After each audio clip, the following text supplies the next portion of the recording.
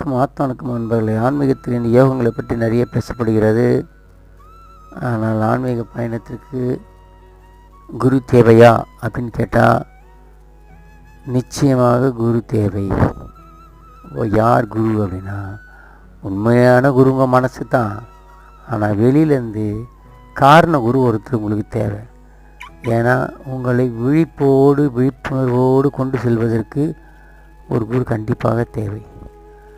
அப்படி தான் நீங்கள் கொண்டு போனாங்கன்னா அந்த உள்ளக்கிற காரிய குருவை அவர் காட்டி கொடுப்பார் கரெக்டாக.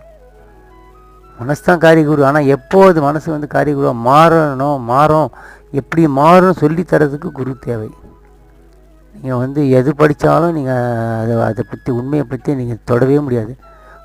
எல்லாமே உண்மையை பற்றி தான் பேசியிருக்கு எல்லா உபதேசங்களும். ஆனால் நீங்கள் குரு இல்லாமல் அதை புரிந்து கொள்வது என்பது சிரமமான விஷயம். நன்றி, வணக்கம்.